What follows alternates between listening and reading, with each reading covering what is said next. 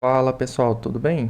Bom, para quem não me conhece, eu sou o Ediano, trabalho como desenvolvedor full stack aí já tem alguns anos e hoje eu vou estar dando continuidade à segunda parte do nosso vídeo, falando aí sobre automatização de teste com Next, tudo bem? E hoje eu estarei fazendo aí teste de integração. A primeira parte do vídeo foi testes unitário. Para quem ainda não viu a primeira parte do vídeo, eu vou deixar no card aí e o link na descrição desse vídeo aqui também. E aí depois vocês podem estar lá conferindo. Voltando aqui, só recapitulando o que a gente tinha feito. A gente seguiu essa documentação do Next com os testes unitários. Infelizmente aqui ele é um pouco pobre em relação a testes de integração, não tem quase nada aqui. Inclusive eu não vou nem passar aqui, porque literalmente aqui os testes dele é bem pouquinho, é bem simples. Então, uma das coisas que eu vou fazer aqui, é claro, vou deixar essa documentação ali de lado e não vou dar continuidade a ela.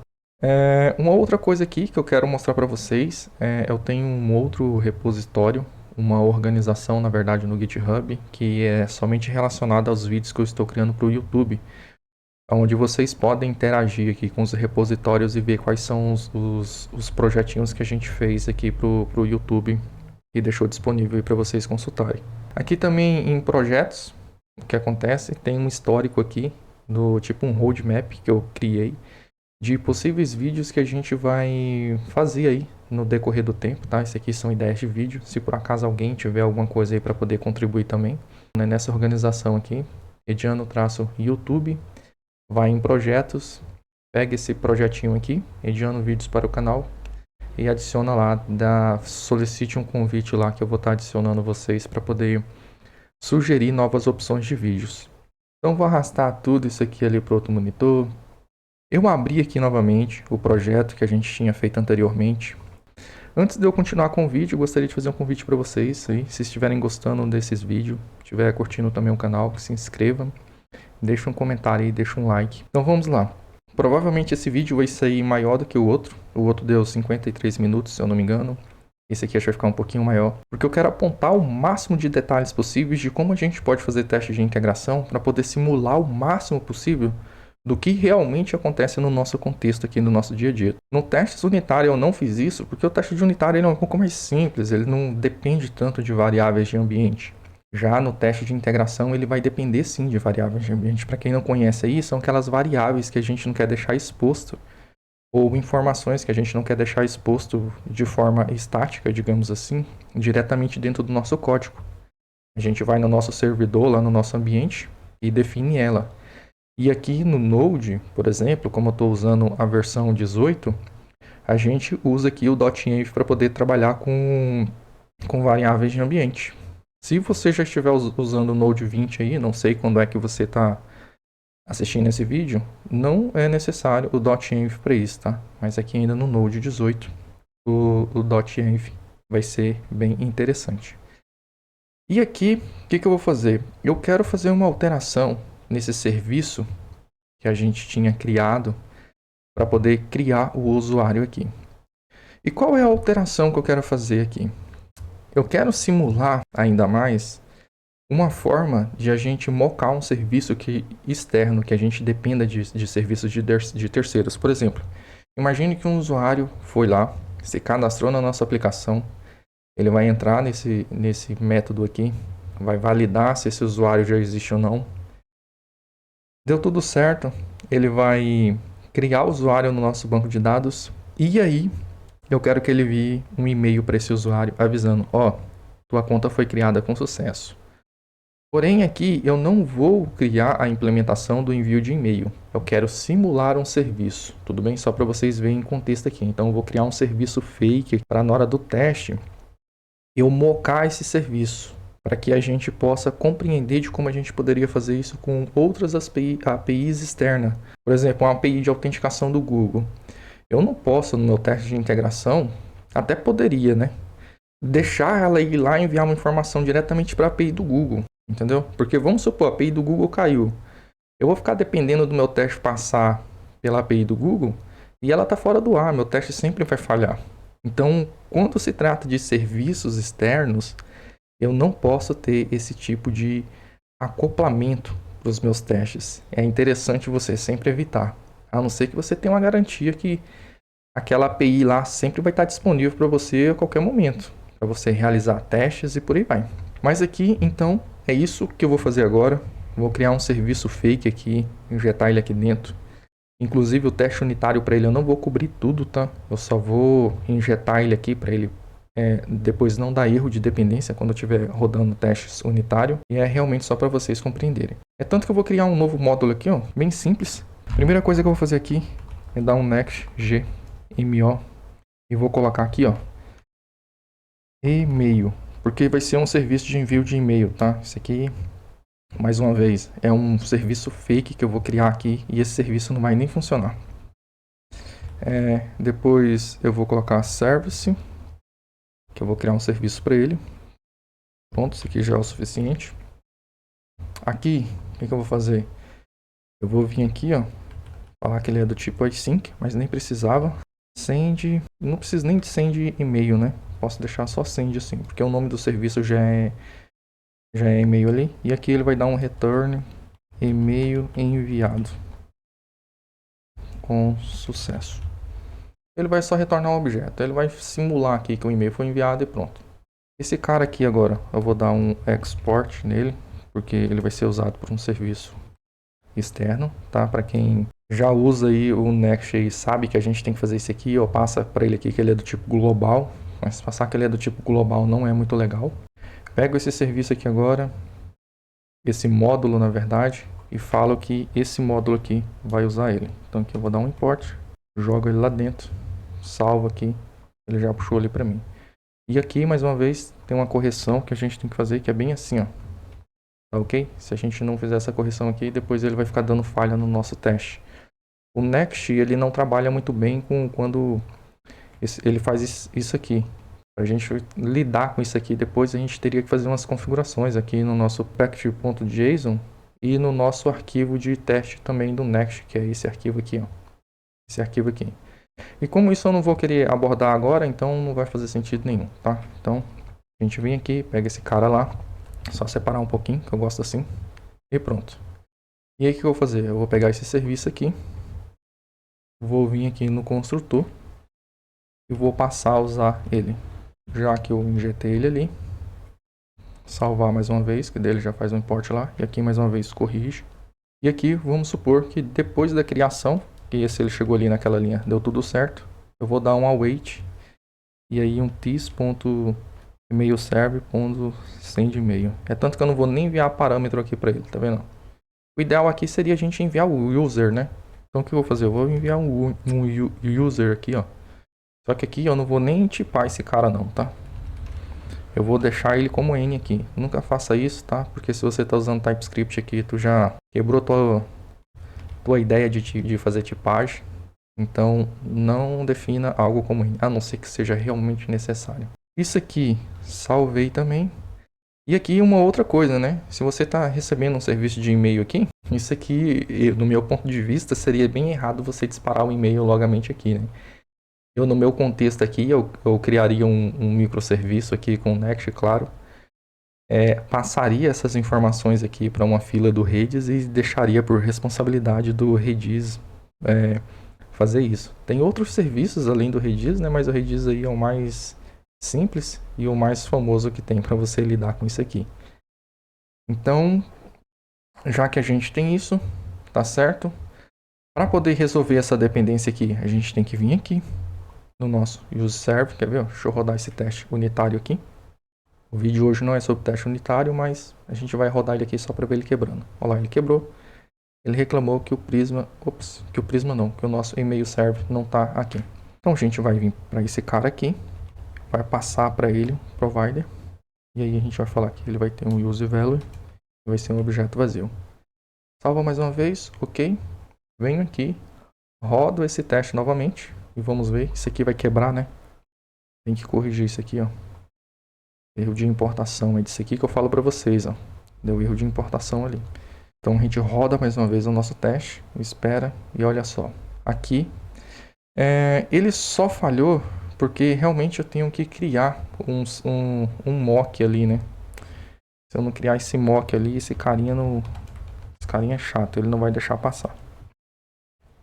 Então a gente vem aqui, dá um send, e aí eu dou um jest.fn. E esse cara, a gente vem aqui e injeta ele aqui agora.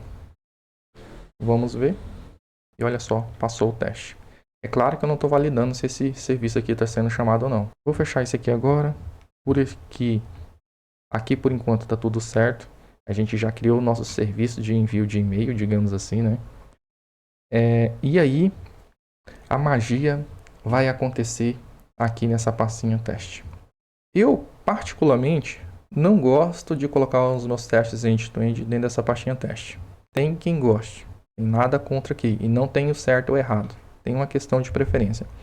Eu gosto, por exemplo, já que eu vou testar esse controller aqui, criar uma pastinha do tipo user control ponto e2e traço spec.ts, igual tá aqui, ó, esse finalzinho aqui. Mas se eu jogar ele aqui dentro, fizer esse arquivo aqui dentro, eu vou ter que mexer em muitas configurações do Jest ali, com pact.json também, e o vídeo vai acabar ficando muito longo. Então eu vou deixar o nosso teste do controller aqui dentro mesmo, dessa pastinha teste, tá ok? Então eu vou só fechar ali. E aqui o que eu vou fazer? Mesmo nesse arquivo aqui, que a gente não está validando o teste realmente, que a nossa aplicação está no ar e tal, ele vai seguir de exemplos para os demais arquivos, porque eu vou só copiar e colar e essa estrutura padrão aqui ele vai continuar seguindo. Como ele vai ser um modelo, o que eu vou fazer? Primeira coisa, eu vou mudar isso aqui para before all. Depois, o próximo passo aqui é eu fazer o seguinte. Eu vim aqui, ó, no meu main.js, a gente tem a injeção desse carinha aqui dentro aqui, ó, tá? A gente está injetando esse carinha aqui dentro aqui. A gente tem que fazer lá dentro também, porque esse aqui é o class validate. E aí uma das formas da gente testar se o class validate está batendo ali, quando eles vai passar pelos nossos DTO, é justamente aqui, ó, vindo aqui e fazendo assim. E aí eu salvo, olha só, ele puxou esse carinha de lá de dentro. E pronto. Até aqui, tudo bem. Fechou, legal. Aí, o que acontece? Esse carinha aqui, pra gente testar se ele continua funcionando, a gente vem aqui e dá um npm run test e2e, que é o end-to-end. Ele vai continuar passando esse teste aqui, né? A gente não tinha testado ele antes, mas ele continua passando.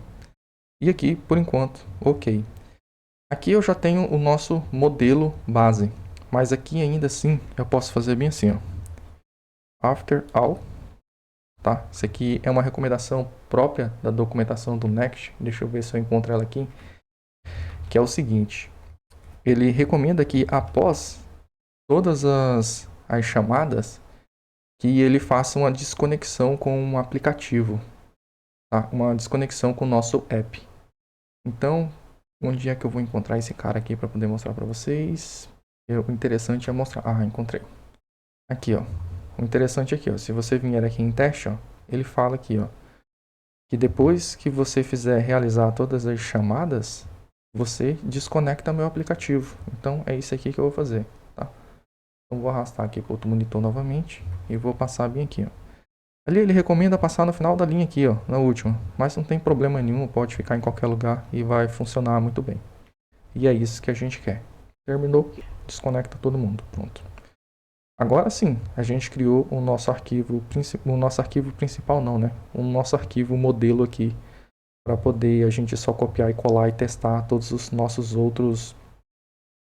endpoints. Então aqui eu vou copiar, colar e aqui eu já vou renomear esse arquivo para user.controller.e2e.spec e pronto. Aqui eu vou fazer uma correção. Aqui eu vou fazer user controller e2e. Isso aqui tá show de bola. É assim mesmo que tem que ser e é aqui que a gente vai começar a definir e chamar as nossas rotas ali, tudo bem? Tem uma coisa aqui que eu ainda não passei no nosso aplicativo, no nosso teste, que é o seguinte. Aqui no Next, ele faz uso do superteste. O superteste ele permite que você realize requisições HTTP durante os testes da nossa aplicação. E se você vier ver bem aqui, ó, ele chama aqui, ó, request, passando o nosso app, dando um get HTTP serve. Ele está iniciando o nosso servidor aqui. Depois ele passa o tipo de método, se é get, post, alguma coisa assim do tipo, a rota, e aí aqui ele espera algum tipo de retorno. E o retorno normalmente aqui, para esse caso, ele está esperando um texto. Então aqui é o Hello World. Mas aqui, como esse teste aqui se trata das nossas rotas de usuário, o que eu vou fazer? Vou passar aqui, user, aqui também vai ser user, users na verdade, né? Deixa eu voltar aqui no nosso controller para a gente ver o endereço da nossa rota. É user controller, users, é realmente users, no plural. E aí o que acontece? Normalmente a gente começa. Eu gosto de começar pela rota de criação do nosso usuário. Justamente porque, veja bem, se você não tem. A sua aplicação acabou de nascer, o que você vai começar fazendo? Criando, né? Você não já vai consultar o usuário, né? Então eu gosto de ir por ordem aqui. Então a primeira coisa que eu vou fazer aqui é dar um describe. E aí aqui eu vou create. Vou dar o nome de create aqui para ele. E aqui vai ter todos os testes em relação à criação do usuário. Vou jogar esse carinha lá para dentro. Eu vou deixar assim.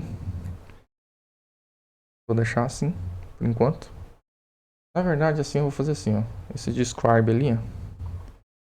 E aí eu vou falar que ele é do tipo post. Porque esse cara aqui depois vai ser post. E aí aqui depois que eu defini post, que é para poder só identificar o nome, alterei o método aqui também para post, users, né? O tipo de retorno aqui vai ser 200, porque eu não especifiquei que vai ser 201. Na verdade, o próprio Next ele já lida aqui, ele já traz para mim uns 201. E aqui, ó, esse expected, eu posso substituir ele por alguma outra coisa. E por quê? Porque eu sei que depois da criação do meu usuário, ele vai me retornar um objeto. Então aqui eu posso dar um ponto tem, e esse tem aqui, ele vai me retornar alguma coisa. E aqui então eu passo uma arrow function para ele, e nesse primeiro parâmetro aqui, ele vai me retornar um response. Eu vou dar um console.log aqui, e a gente vai ver o que vem dentro desse response aqui dentro. Ok? Dessa forma aqui. Isso aqui eu removo, porque como eu chamei response aqui, ele entendeu que eu estou puxando de um módulo, mas não é essa a ideia. E aqui eu converto essa função para uma função assíncrona, porque já que eu estou usando o tem aqui, né, ela tem que ser assíncrona. E aqui o primeiro tipo de teste que eu vou fazer é o seguinte: eu vou começar a nomear ele baseado no tipo de mensagem que eu recebo aqui, tudo bem? Não vou nomear ele aqui agora. Porém, aqui ainda tem algumas características, tá? A gente vai ter que injetar o prisma aqui, porque a gente vai simular que a gente está... Simular não, a gente vai de fato injetar as informações dentro do nosso banco de dados. Mas aqui o próximo passo que a gente tem que fazer, e que eu sei que é necessário, é o seguinte: falar sobre ambientes. Qual é o contexto aqui? Quando a gente está fazendo um teste de integração, a gente vai normalmente se conectar a um banco de dados, quando ele tem conexão com o banco de dados, né? E vai injetar algumas informações dentro do banco de dados, vai deletar, vai atualizar e por aí vai. Não é interessante a gente ficar fazendo esse tipo de teste no nosso banco de desenvolvimento, muito menos no nosso banco de produção. E cara, cuidado para não colocar credenciais do banco de produção aqui e começar a realizar teste com ele, tá? Porque vai dar muito ruim, eu te garanto isso. Então, como é que a gente faz aqui? Aqui a gente tem que fazer algumas configurações aqui no nosso projeto. Primeira coisa aqui que eu vou validar é se o nosso .env está instalado. Então, vou vir aqui. Eu não me lembro se eu instalei.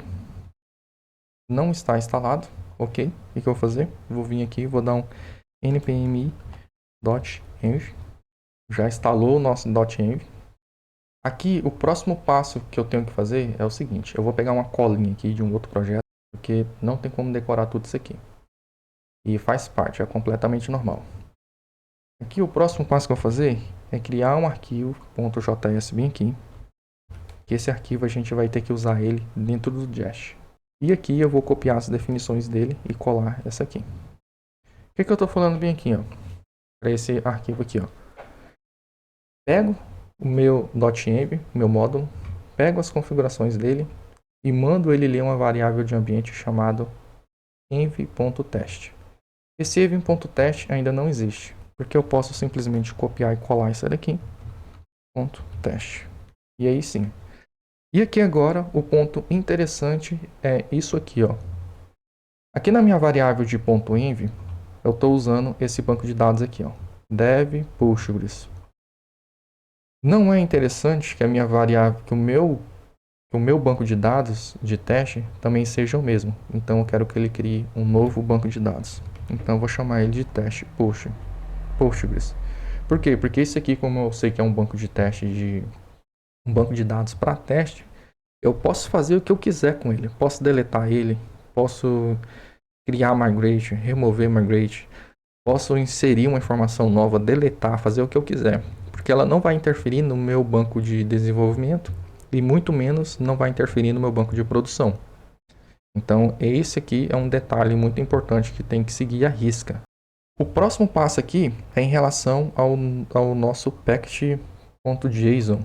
O que acontece aqui, ó? O Jest, por padrão, ele não lida com variáveis diferentes. Você tem que apontar para ele qual variável ele deve usar. Se você não apontar, o que ele vai fazer? Ele vai usar essa daqui padrão, que é o .env. Mas eu quero que ele use esse env.test aqui. E é essa correção que a gente vai fazer exatamente agora. E para fazer essa correção é bem simples. Eu vou pegar aqui novamente uma colinha, uma configuração. Vou vir aqui, ó, acima, abaixo desse root aqui, root dir. Vou colar. E olha só, eu estou falando aqui, ó, set file e o nosso arquivo .json, certo? Essa mesma configuração aqui, ó, eu vou copiar ela, vou vir aqui no nosso jest.end2end e vou fazer a mesma coisa com ela aqui, ó, ok? Só que a única diferença, eu vou ter que voltar duas pastas, né? Porque ela tá aqui fora, esse arquivo. E aqui, para poder evitar problemas futuros, o que é que eu tenho que fazer aqui agora? Tenho que vir aqui no nosso tsconfig e passar aqui embaixo para ele, bem assim, ó. Include quem? O nosso arquivo JS. Copia ele, passa ponto barra e colo esse carinha ali. Tá dando um erro aqui. No input file tsconfig dist. Tem que adicionar aqui, ó. Exclude. E agora, já que eu fiz isso aqui, né? Tenho que falar que ele vai excluir a minha pasta dist, que ele não vai ficar monitorando. E aí também eu não quero que ele fique monitorando a minha pasta .node modules. Pronto. Mas eu quero que ele continue monitorando esse arquivo que eu fizer alteração e o .src. Pronto, só isso. E é o meu projeto aqui em si e aqui. Vou vir aqui e rodar novamente um teste. Run test end-to-end. A ideia é que essa aplicação aqui agora ela quebre esse teste e eu vou explicar o porquê que esse cara aqui tem que quebrar.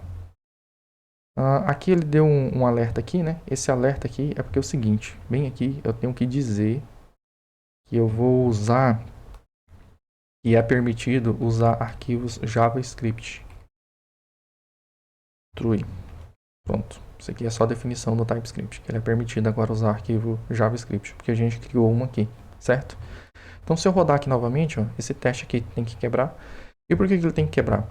Porque se a gente ler a mensagem de erro aqui, ó, ele falou que ele não conseguiu se conectar a um banco de dados teste Postgres. E aí, se eu vier aqui na nossa variável de ambiente, env.test, olha só, ele está batendo lá no nosso banco de dados de teste. E isso aqui é bem importante, significa que funcionou, certo? Não é um erro, digamos assim, porque a gente fez algo errado. Isso aqui está certo. A única diferença é que realmente esse banco de dados aqui, a gente não criou ele. Em nenhum momento a gente criou esse banco de dados aqui. E como é que a gente faria para poder criar esse banco de dados aqui? Eu gosto de deixar aqui no nosso pact.json, em scripts, uma definição de script já injetada bem ali. E como eu tenho outro projetinho ali, ó, eu vou copiar isso aqui também e vou colar aqui dentro. Tá? E aí aqui eu tenho esse migrate test aqui, ó.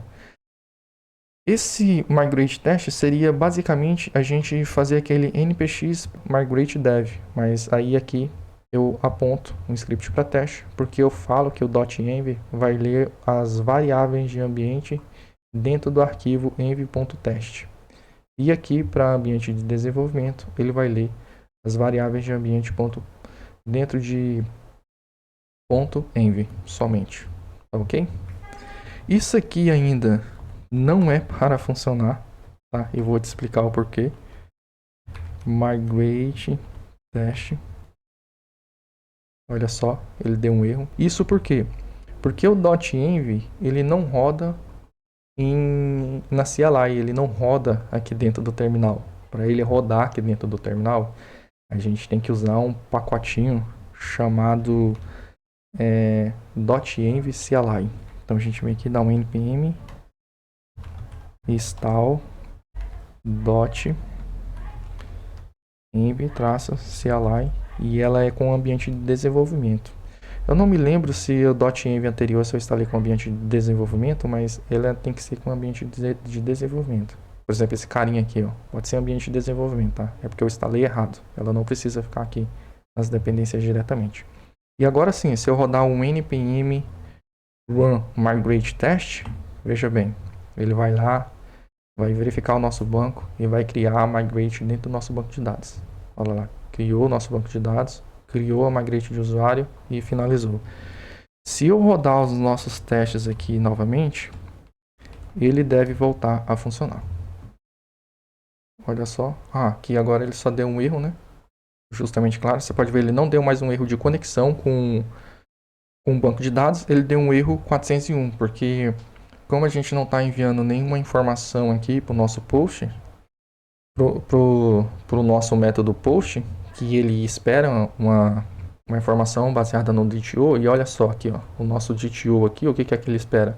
Um name, um e-mail e um password. A gente aqui, no nosso teste, a gente não enviou nada. Então, é claro, ele deu um erro 400, é band request, tá certo. Aqui eu corrijo para band request. E aí aqui, ó, eu gosto de passar o nome do erro que tá dando. Bem assim, certo? E aqui agora eu vou dar mais uma vez, testar novamente para a gente ver o que está vindo dentro desse response aqui. Vamos aguardar e olha só, esse response, ele retornou aqui, ó, ele retorna um objetozão grandão, que esse objeto ele vem do Express, e aqui dentro a gente pode ver que tem um body, tem as mensagens, e olha só aqui as mensagens. Então se eu fizer bem assim, ó, se eu vier aqui e fizer assim, ó, um const, pego um objeto, pego o response.body, tá? E aqui eu pego body novamente. E aí eu vejo o que tem dentro exatamente desse body aqui. Rodei lá. E olha só. Dentro do body eu tenho message, name, e-mail e password. Ele está validando aqui, falando que são obrigatórios esses requisitos. Depois ele vem um tipo de erro e depois ele vem um status code. O que eu vou fazer? Eu vou copiar todo esse objeto aqui, ó, porque de fato eu espero que aqui seja um erro. E aqui eu vou passar para ele bem assim, ó. Expected body to equal. E aí eu abro e fecho parênteses ali e passo toda a minha mensagem de erro, que é um JSON, tá? Bem aqui, para vocês não se confundirem, além do to equal, tem o to be, tá? Qual é a diferença deles? O to be, normalmente você vai testar valores primitivos, como string, números, booleanos e por aí vai. Quando você está testando um objeto, um array ou alguma coisa assim do tipo, você usa o to equal, certo? Se eu rodar esse aqui agora, esse teste deve passar. Observe, esperando um pouquinho, e olha só, o teste passou. Significa que a gente fez aqui, chamou o nosso endpoint, mas por algum motivo ele deu um 400 e deu tudo isso aqui de mensagem. Quando se trata do erro body request aqui, eu gosto de validar dessa forma aqui, ó. Porque se aqui dentro eu tivesse outras propriedades, ele já apontaria para mim aqui de uma única vez todas as propriedades possíveis que eu espero e quais são os tipos dela. Então eu quero estar validando isso aqui o tempo todo, principalmente quando se trata desse tipo de erro. Vou fechar aqui e agora vou de fato simular a criação do usuário ali. Vou replicar essas informações aqui. Aqui eu vou só recolher um pouquinho.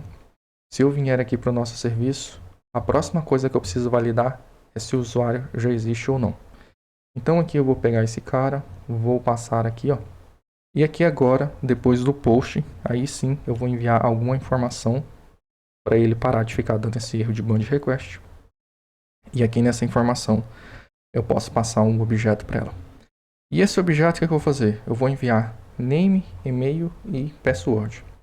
Só que aqui eu gosto de usar o DTO para poder tipar esse cara. Então aqui o que eu vou fazer? Vou dar um const data e aí eu vou falar que esse data é do tipo create use DTO, já que eu estou criando o usuário. E aqui eu vou falar que ele vai ter um name e o name é Ediano. E aí aqui o e-mail vai ser ediano@gmail.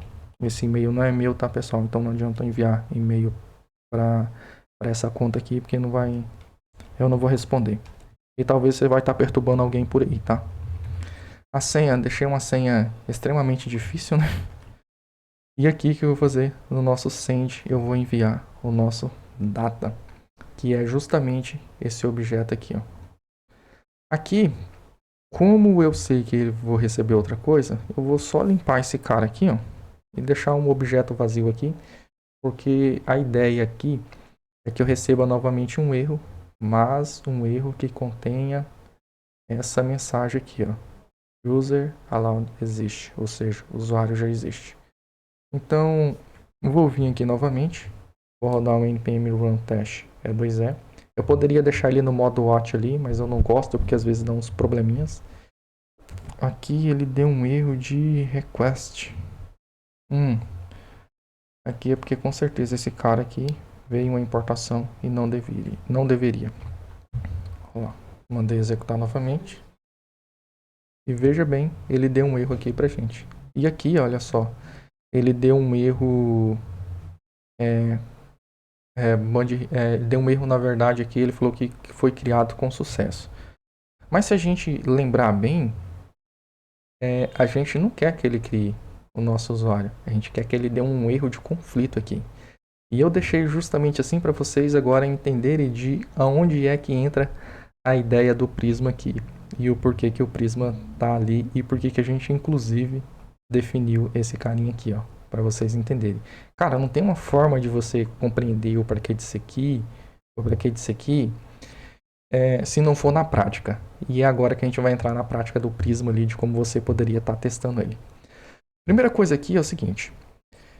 Eu tenho que criar um usuário lá dentro do Prisma, tá? No meu banco de dados, para mim simular que o usuário já existe ou não. E para mim fazer isso aqui é bem simples. Eu venho aqui, dou um import, from, e aí eu volto duas pastas, /src, /prisma service. Pego o meu serviço do Prisma, tá?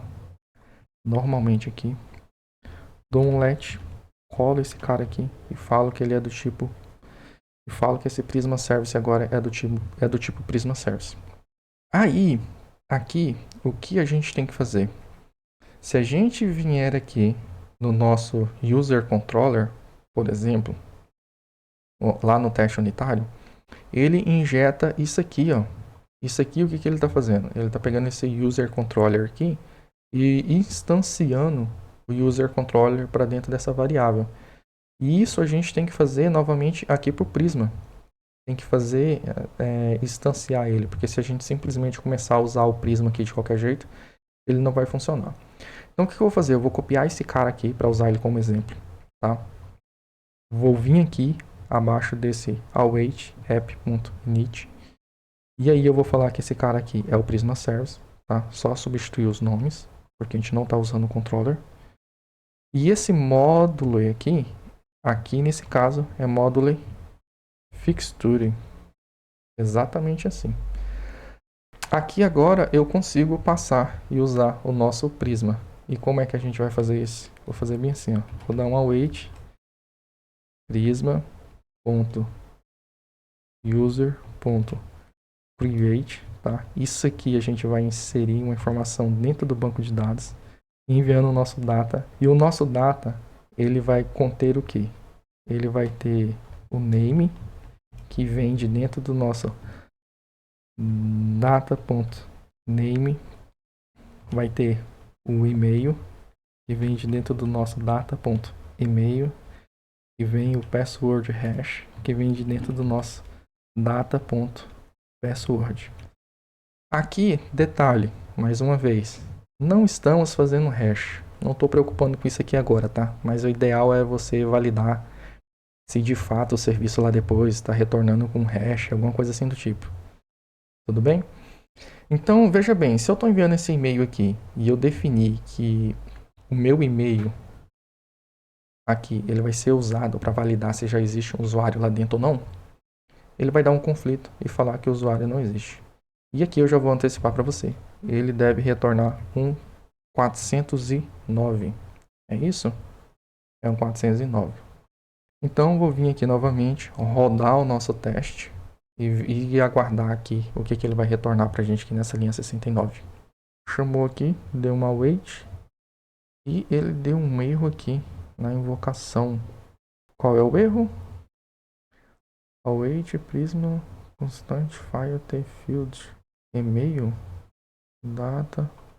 Talvez eu sei o que esteja acontecendo aqui, porque eu acho que eu esqueci de limpar o banco de dados para toda vez que a gente for criar um novo campo. É isso? Eu acho que é justamente isso. Deixa eu ver aqui.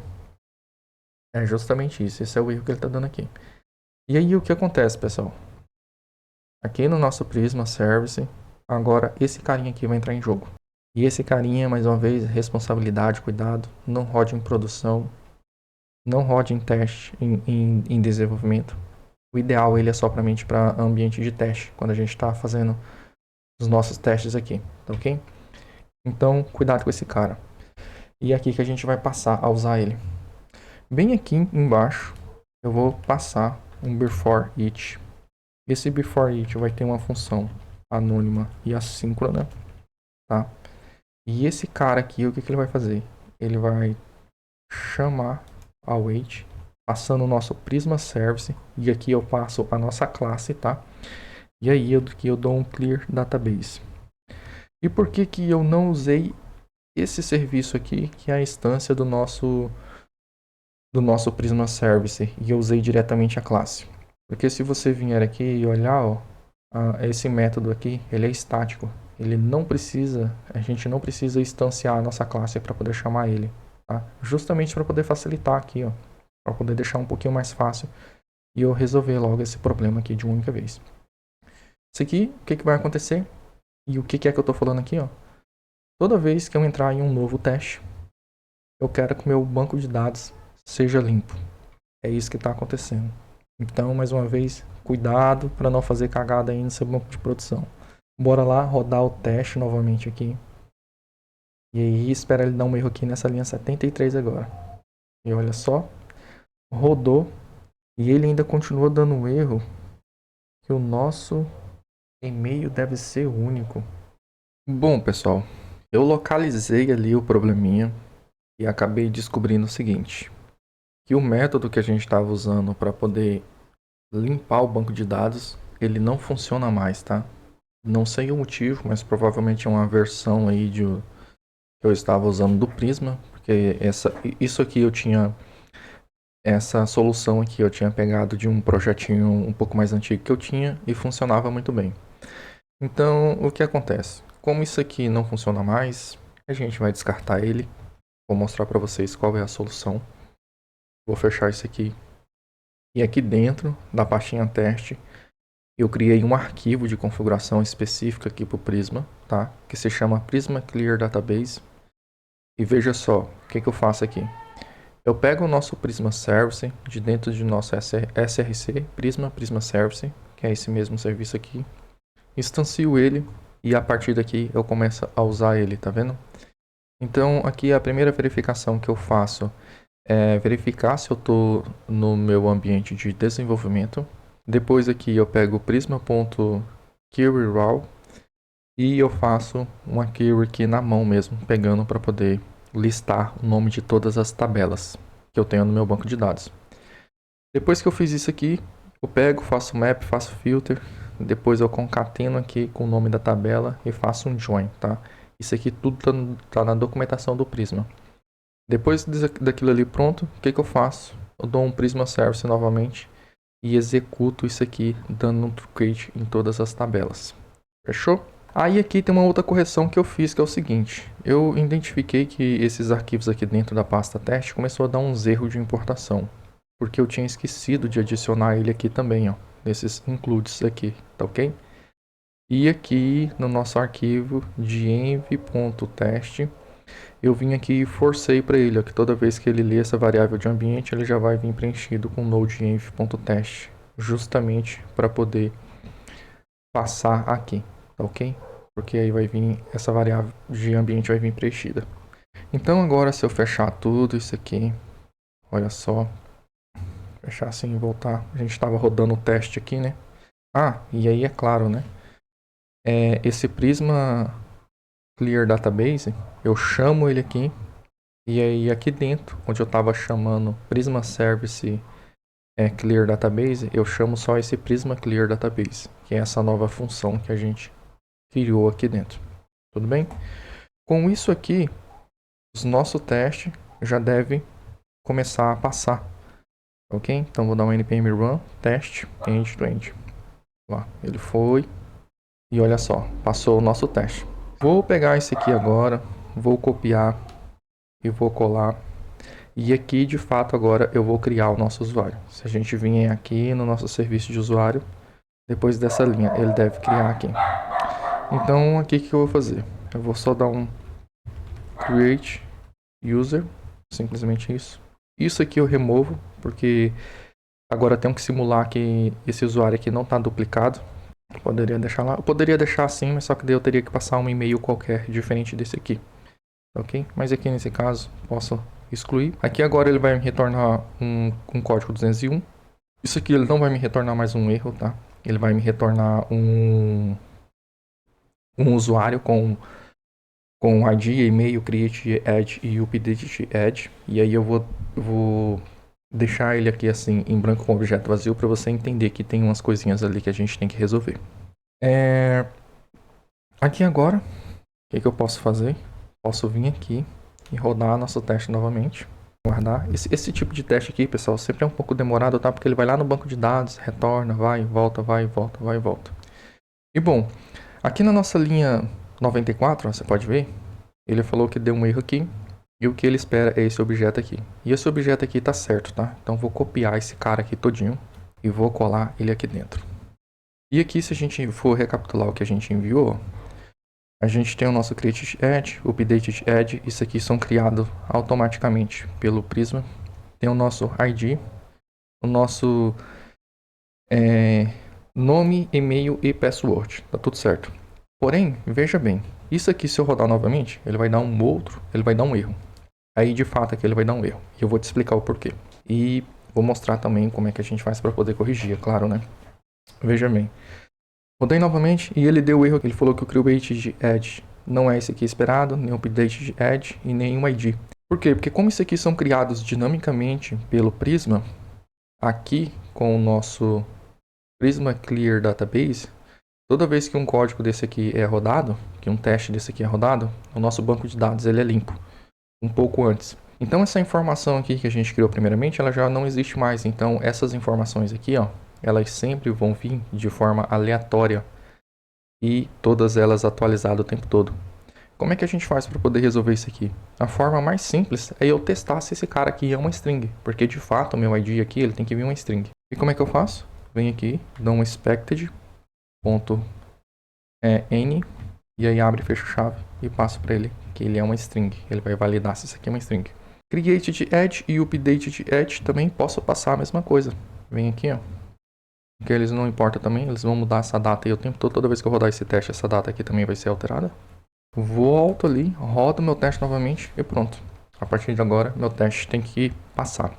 Porém, esse teste aqui, apesar dele estar funcionando legalzinho, ele não está pronto.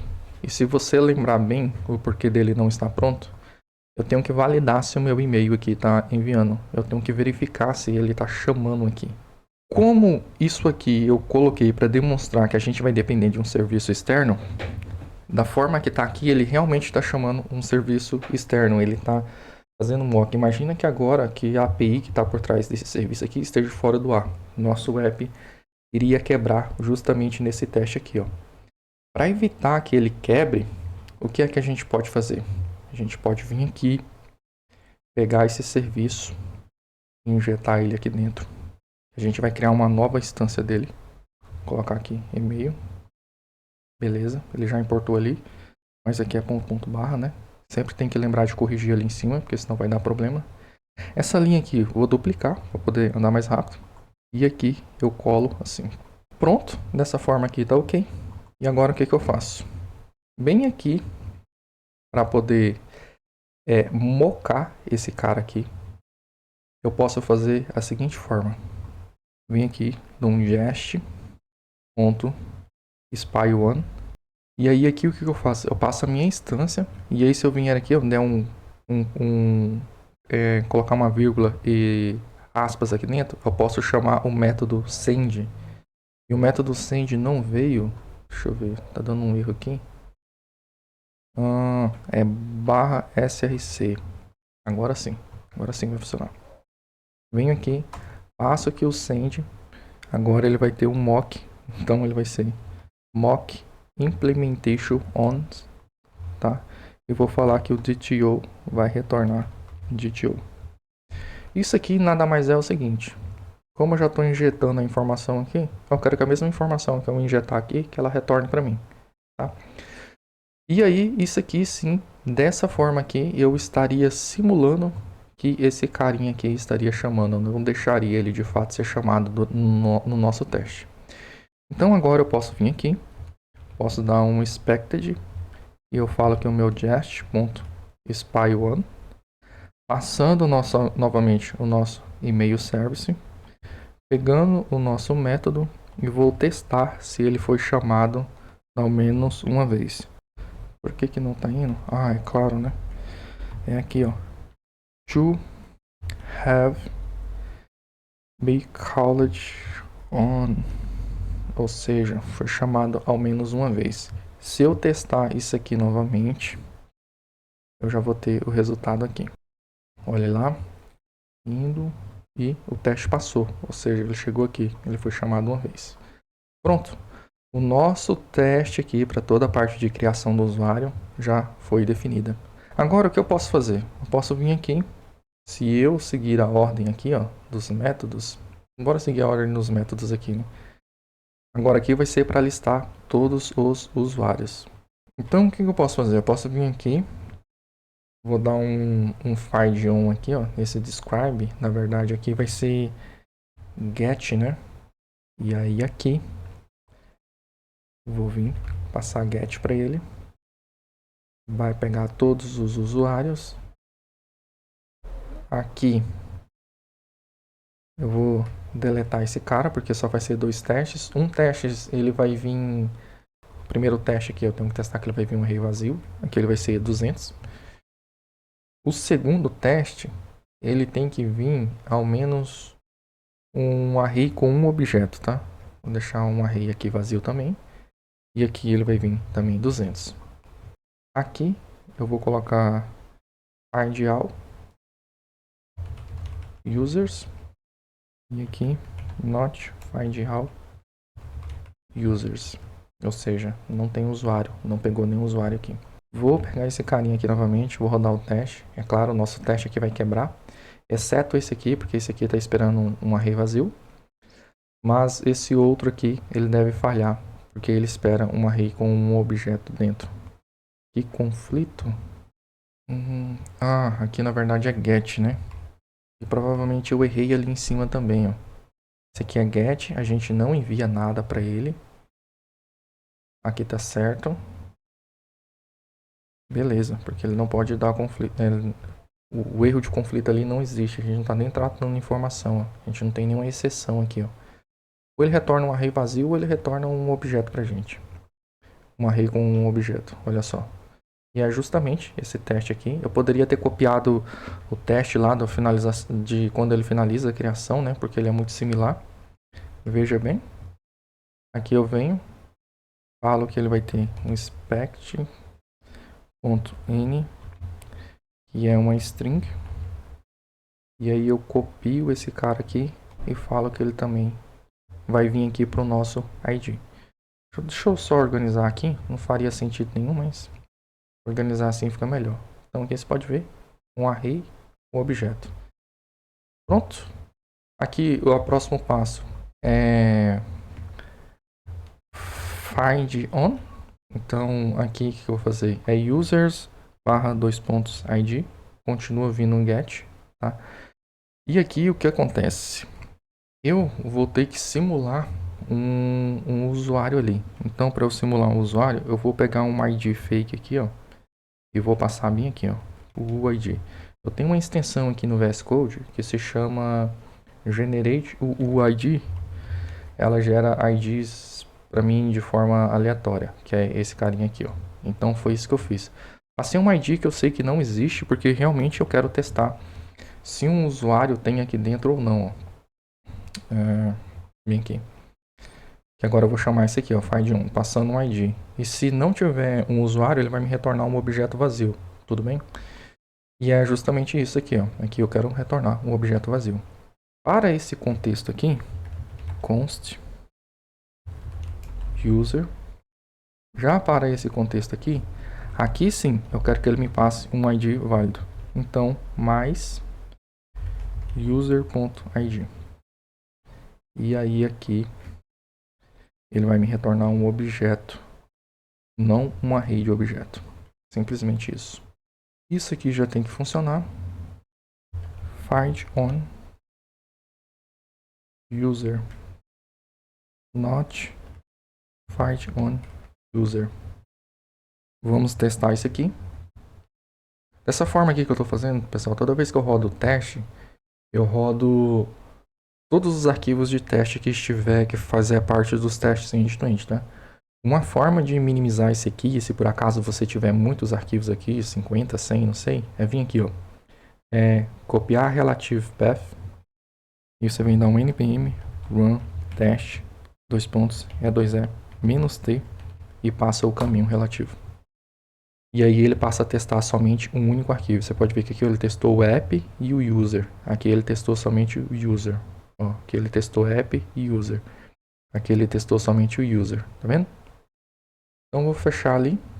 Aqui agora o próximo passo é criar a parte de atualização do usuário, né?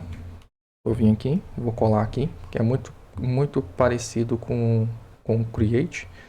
Aqui agora o método é o que mesmo? Fetch. Aqui eu vou falar que ele vai ser fetch, para bater lá em users. Na verdade aqui o que vai acontecer? Aqui eu estou falando que ele vai ser um band request 400.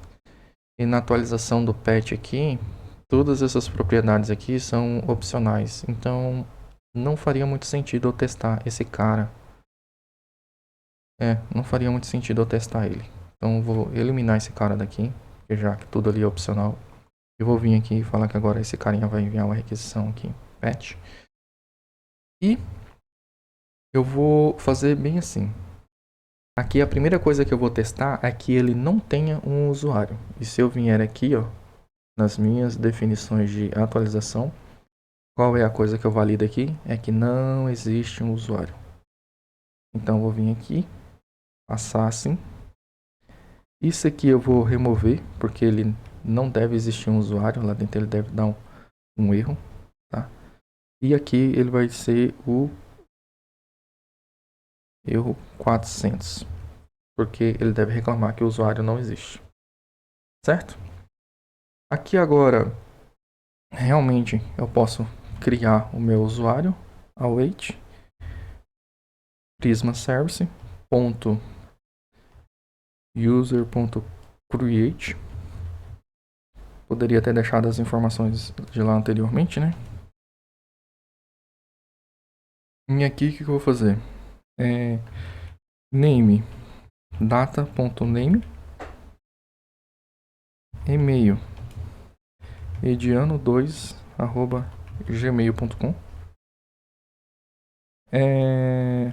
password hash data.password, e aqui eu tenho que pegar o ID do usuário, const user.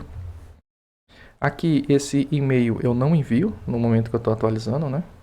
Não envio, não disparo ali o e-mail.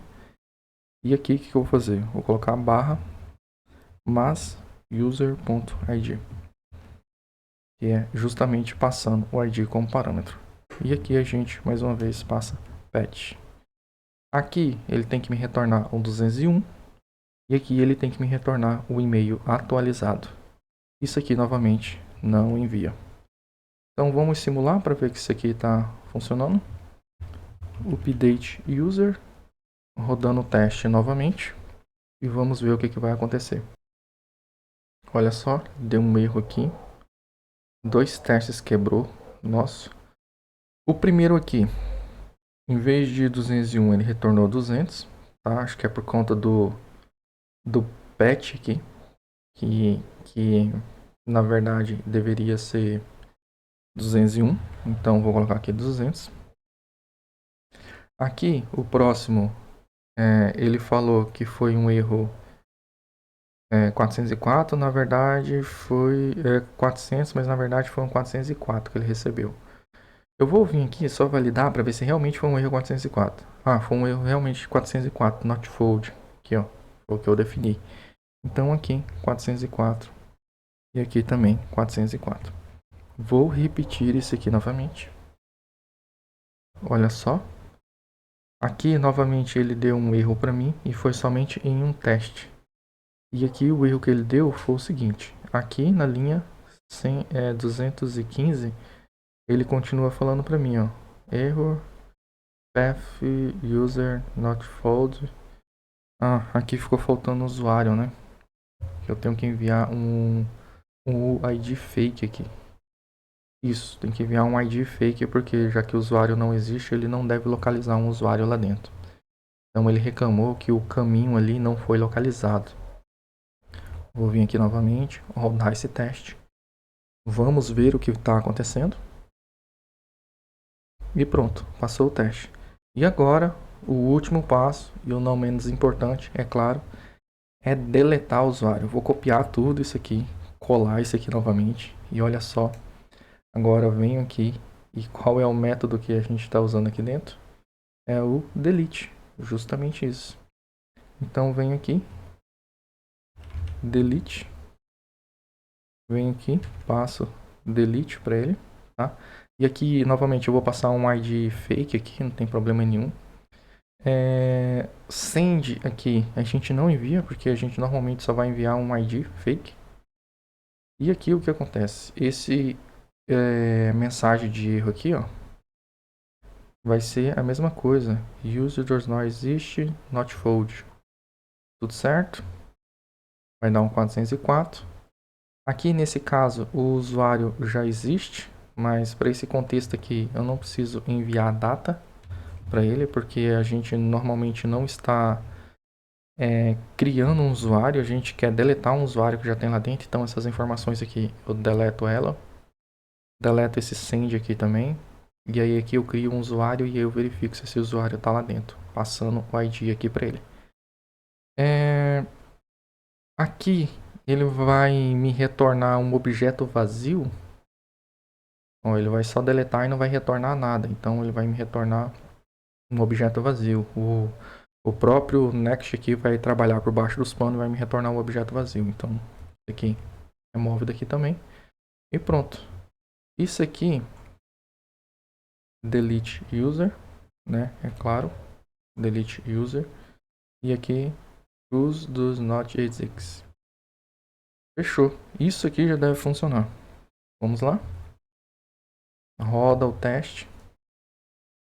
Testando. E pronto. E aqui ele me deu um erro. Qual foi o erro? Ah, é claro.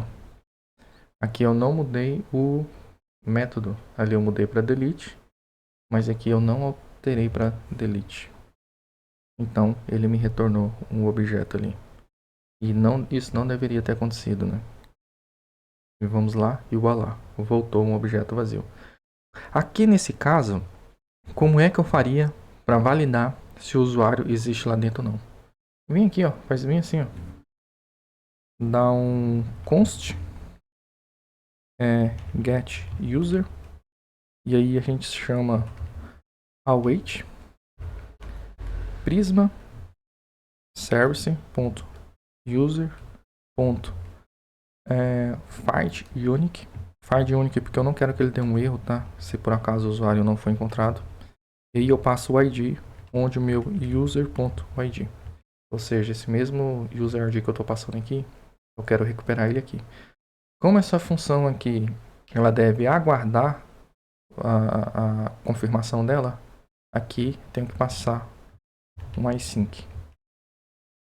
E aí, aqui eu dou um expected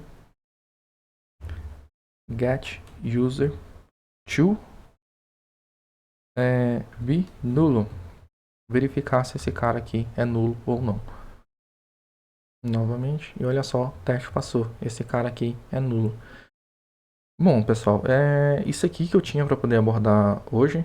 Eu acelerei essa parte do teste aqui, mas eu espero que vocês tenham entendido essa questão da gente dividir o nosso ambiente aqui, quando se trata de variáveis de ambiente, para a gente lidar com situações de quando a gente está trabalhando em desenvolvimento, fazendo teste, quando a gente está em produção ou até mesmo em stage.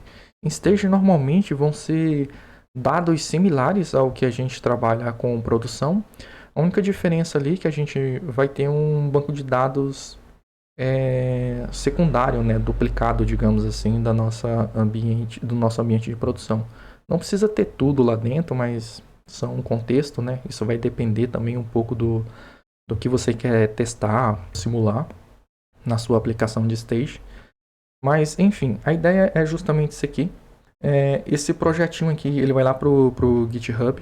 Inclusive tem um link lá também já da primeira parte do vídeo. Como eu disse para vocês, se vocês quiserem também dar mais ideias lá de novos vídeos pra gente estar criando, vocês vão lá na organização, Ediano-YouTube, em projetos e solicitam um convite lá para poder editar o projeto que eu vou estar liberando para vocês. Disso aqui, a única coisa mais que eu vou subir lá para o GitHub é o seguinte. Se vocês vierem iniciar esse projeto aqui com Dev Container aqui dentro, ele vai acabar dando um erro para vocês, porque antes de iniciar o Dev Container, vocês devem rodar o Docker Composer. E já para evitar esse tipo de problema, eu vou fazer uma atualização só aqui no Docker Composer, tá? Para facilitar depois para vocês, se quiserem simular isso aqui, rodar na máquina de vocês. Eu não vou colocar nesse vídeo aqui, porque não é um intuito, mas eu vou deixar prontinho lá, para depois vocês só saírem usando. Então, eu vou ficando por aqui. Eu espero que todos vocês tenham gostado, entendido de qual a proposta do vídeo. Eu espero aí a contribuição de vocês, que se inscrevam no canal, compartilhe com um amigo aí. Se isso aqui estiver agregando em algum conhecimento para vocês, ou conhece alguém que está iniciando na programação e quer entender um pouquinho disso aqui, compartilhe aí que vai estar me ajudando muito, tá ok? Eu vou ficando por aqui. Eu espero novamente que vocês tenham gostado e até a próxima.